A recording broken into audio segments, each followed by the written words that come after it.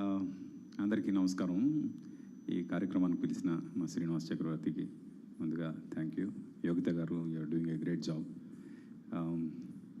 అలాగే త్రినాథ్ గారు, ఆయన అంత సీనియర్ మోస్ట్ సింగర్, ఆయన పక్కన నిల్చొని ఈరోజు మాట్లాడుతున్నాను నేను. సార్, ఇక్కడ అందరూ పెద్దవాళ్ళు ఉన్నారు. ముందుగా ఇప్పటివరకు ఎక్కడ నాకు ఆ ట్యాగ్ వేయలేదు, భగవద్గీత ప్రచారకర్త అని. అది వేశారు కాబట్టి అందరూ పెద్దవారితో నేను షేర్ చేసుకోవాలనుకుంటుంది ఏంటంటే, మన సనాతన ధర్మం యొక్క మెయిన్ ఎసెన్స్ మొత్తం భగవద్గీతలో ఉంది అని నమ్మే వ్యక్తుల్లో నేను ఒకడును. అందుకు ఈరోజు ప్రజెంట్ యూత్కి భగవద్గీత చేరాలి అనే ఉద్దేశంతో నేను చేసిన భగవద్గీత 5 మిలియన్ వ్యూస్ దాటింది, ఇంకా చాలా వెళ్తుంది. అయితే సర్ప్రైజింగ్గా నేను యూత్కి టార్గెట్ చేశాను కాబట్టి మొత్తం 82% లిజనర్స్ యూతే ఉన్నారు ఆ భగవద్గీతకి. ఆ మిగతా 18%లో మీరు కూడా ఉండాలని కోరుకుంటున్నాను. అంటే భగవద్గీత గురించి మామూలుగా అందరూ శ్లోకాలతో చెప్పారు ఇప్పటివరకు, కానీ ఇప్పుడు ఈ స్వైపింగ్ యుగం వచ్చింది కదా, ఈ మొత్తం ఏదైనా స్వైప్ చేసేస్తున్నారు. అందుకు వాళ్ళు స్వైప్ చేయకుండా ఉండాలి అంటే సంస్కృతం శ్లోకం వస్తే యూత్ ఇప్పుడు స్వైప్ చేసేస్తారు. అందుకు ఫస్ట్ వాళ్ళకి భగవద్గీత తెలియాలి, తర్వాత సంస్కృతం శ్లోకం తెలుసుకోవడానికి అది ఇన్స్పైర్ చేయాలి అని నా ఉద్దేశం. అందుకు ముందు భగవద్గీత ఎసెన్స్ తెలియాలనే ఉద్దేశంతో కేవలం తాత్పర్యం మాత్రమే, మొత్తం 700 శ్లోకాల తాత్పర్యం చేశాను. చాలామంది భగవద్గీత అనగానే 6 నెలలు పడుతుందా, 1 సంవత్సరం పడుతుందా అని అనుకునే వారికి నేను చేసిన భగవద్గీత ఏదైతే ఉందో మొత్తం 700 శ్లోకాల తాత్పర్యం ఒక సినిమా లెంత్ కన్నా తక్కువ, 2 గంటల 47 నిమిషాల్లో మొత్తం భగవద్గీత మీకు వినొచ్చు అన్నమాట. అది విన్నాక ఇంకా భగవద్గీత గురించి ఒక అక్షరం ఎక్స్ట్రా తెలుసుకోవాల్సిన అవసరం లేదు, ఒక అక్షరం తక్కువ తెలుసుకోవాల్సిన అవసరం లేదు. అది ఫస్ట్ అది తెలిసిన తర్వాత అక్కడి నుంచి మీకు నచ్చి మళ్ళీ శ్లోకాలతో వినాలి భగవద్గీత అన్నప్పుడు, అప్పుడు శ్లోకాలతో మీకు వేరే అవైలబుల్ ఏ సోర్సెస్ ఉన్నాయో వాటి ద్వారా వినాలి అనే ఉద్దేశం అనమాట. ఏదైనా మీరు మన రూట్స్కి టచ్లో ఉండాలి అనే ఒక స్వార్థం, కేవలం ఆ స్వార్థంతో మా అమ్మ నాన్న నాకు నేర్పించిన ఈ కల్చర్ ఏదైతే ఉందో, ఈ కల్చర్ ప్రపంచానికి మన అమ్మ నాన్నలు మనకు నేర్పించారు, మన పిల్లలకి మనం నేర్పించలేని పరిస్థితిలో ఉన్నాము. కనీసం ఇలాగైనా వెళ్ళాలి అనే ఉద్దేశంతో చేసిన ఈ ప్రయత్నం. అయితే భగవంతుడు కొన్ని లక్షల మంది ఉన్నా నన్నే ఎందుకు సెలెక్ట్ చేసుకున్నాడు అన్నప్పుడు నాకు ఒకటి అనిపిస్తుంది ఏంటంటే, మా అమ్మ చేసుకున్న పూజలు, తర్వాత రెండోది నేను పుట్టినప్పటి నుంచి ఇప్పటి వరకు ఒక బూతు మాట నా నోటి నుంచి మాట్లాడలేదు. బహుశా అంత స్వచ్ఛంగా ఉండాలేమో మనిషి, అందుకు నన్ను సెలెక్ట్ చేసుకున్నాడేమో. నాకు ఎలాంటి చెడు అలవాట్లు లేవు, నేను టీ కాఫీ కూడా తాగను. ఫర్గెట్ అబౌట్ అంటే స్మోకింగ్, డ్రింకింగ్ ఇవన్నీ పక్కన పెట్టేయండి, అవి అసలు చాలా దూరం. ఈవెన్ టీ కాఫీ కూడా తాగను నేను. బహుశా ఇవన్నీ క్యారెక్టర్స్ చూసుకుని దేవుడు నన్ను సెలెక్ట్ చేసుకున్నాడేమో. But I'm just the medium, అంతా ఆయన చేయించుకున్నాడు, నేను జస్ట్ మాధ్యమం మాత్రమే మీ వరకు చేరడానికి.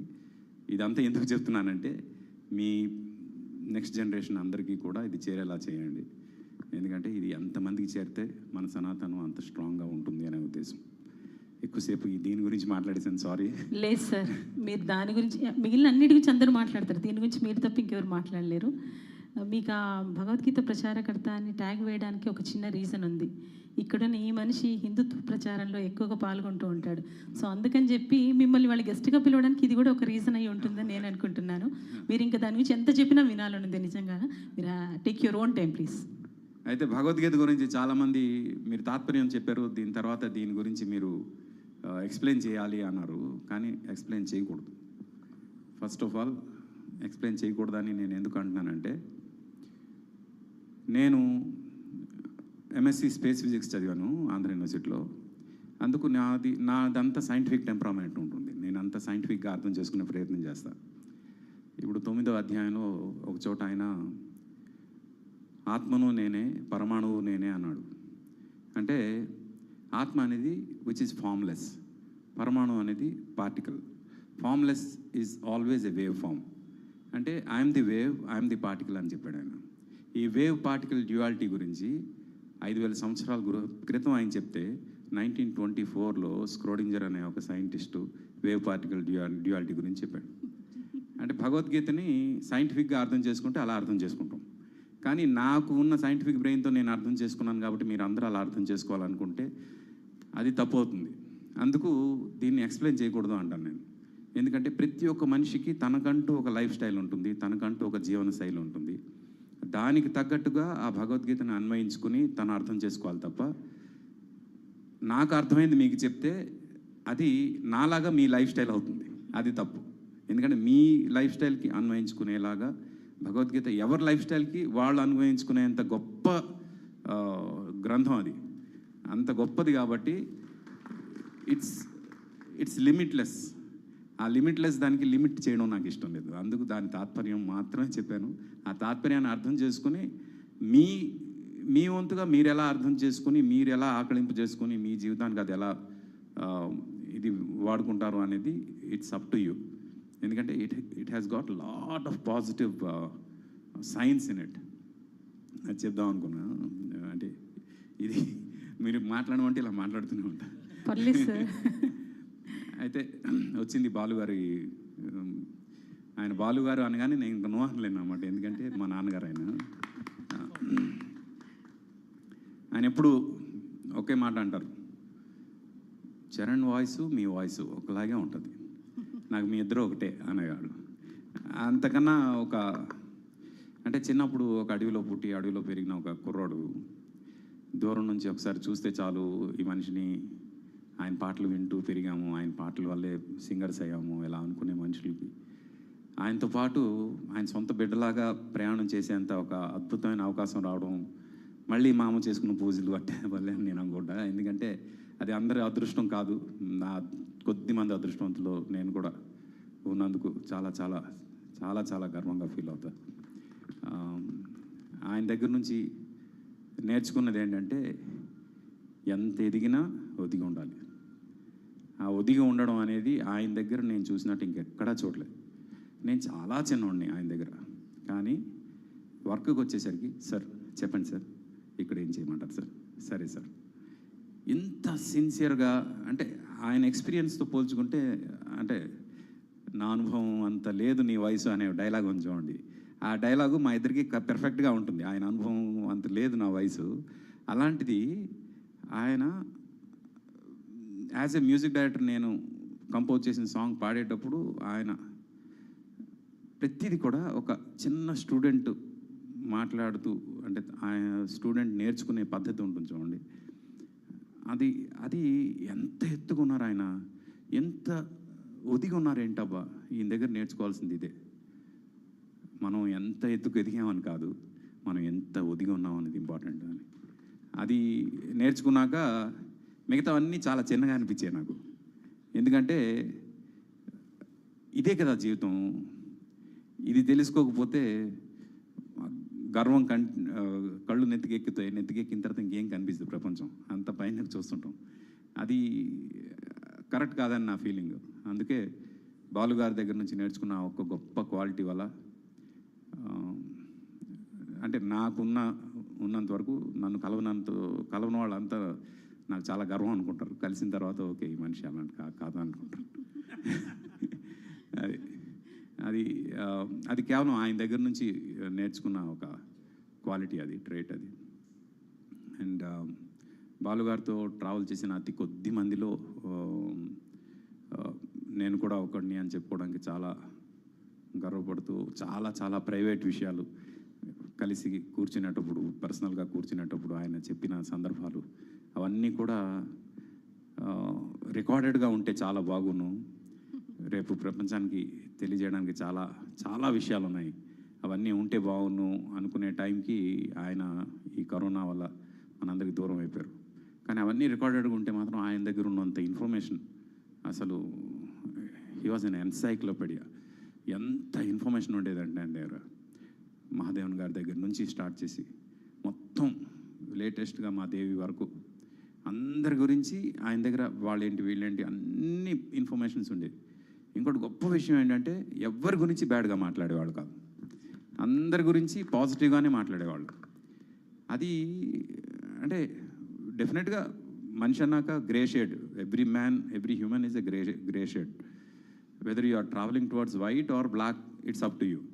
అయితే ఆ గ్రే షేడ్లో ఉన్నప్పుడు వాళ్ళ వైట్ని చూసే క్వాలిటీ బాలుగారిలో మళ్ళీ నాకు బాగా నచ్చింది. అది మళ్ళీ ప్రతి ఒక్క మనిషిలో రెండూ ఉండొచ్చు, కానీ మంచిని ఎలా చూడాలి అనేది ఆయన మాటల్లోని ఆయన ఒకరి గురించి చెప్పేటప్పుడు అది వింటూ నేర్చుకున్నాం. And what ever we are today because of him. Thank you Guruji where ever you're, and thank you very much. Sir ఒక్క క్వశ్చన్ సార్, 2 క్వశ్చన్స్. బాలు గారి పాటలో మీకు బాగా నచ్చిన పాట ఏంటి? నచ్చింది పాడండి ఒకటి. రెండోది, బాలు గారితో మీరు మ్యూజిక్ సిట్టింగ్స్ కానీ ఇది జరుగుతున్నప్పుడు మీకున్న experiences, any one song. First time బాలుగారి సాంగ్ నేను రికార్డింగ్ చేయడానికి వెళ్ళినప్పుడు ఫస్ట్ టైం ఆయనకి చూస్తున్నాను లైఫ్లో. నేను అంటే చిన్నప్పటి నుంచి ఆరాధించిన మనిషిని ఫస్ట్ టైం చూస్తున్నా అనే ఒక ఎక్సైట్మెంట్ ఉంది. అయితే ఈ రికార్డింగ్ చేసే ప్రాసెస్లో ఈలోగా ఆయన గురించి తెలిసింది ఏంటంటే, మీరు ఏమైనా చెప్పండి ఆయన అనుకున్నదే పాడతాడు. అసలు ఆయన స్టైల్లో ఆయన పాడతాడు, మీరు ఏం చెప్పినా ఆయన విండు అని నాకు చాలామంది చాలా ఫీడింగ్ ఇచ్చారు. ఫస్ట్ టైం నేను ఆయన్ని చూడడం, ఆయన పాదాలు మొక్కిన తర్వాత ఆయన పాట వినడం, పాట నేర్చుకోవడం అంతా అయిపోయిన తర్వాత మామూలుగా ఆయన మొత్తం పాటని క్యాసెట్లో రికార్డ్ చేసుకుని అది రిపీటెడ్గా ఒక 45 నిమిషాలు విని రాసుకుని అది నేర్చుకుని రెడీ అవుతారు. రెడీ అయ్యి ఇప్పుడు నేను రెడీ అంటారు. రెడీ అయిన తర్వాత ఆయన మైక్ ముందుకు వచ్చి, చాలా బాగుంది ఈ కంపోజిషన్ మీది, నేను పాడిన తర్వాత మీకు ఏమైనా తప్పులు అనిపిస్తే చెప్పండి. ఫస్ట్ మాట ఆయన చెప్పింది. నేను ఇప్పటివరకు విన్నది ఏంటి, ఆయన చెప్తుంది ఏంటి. అసలు నాకు రెండు అసలు పొంతన లేకుండా ఉన్నాయి, ఏంటబ్బా అనుకున్నా. తర్వాత ఆయన నేను చేసిన కంపోజిషన్ చేసిన ఇంప్రొవైజేషన్స్ ఏవైతే ఉన్నాయో అవి ఇంత బాగా నేను ఎందుకు చేయలేదబ్బా అనిపించాయి. అంతేగాని ఆయన నా పాటని ఎక్కడ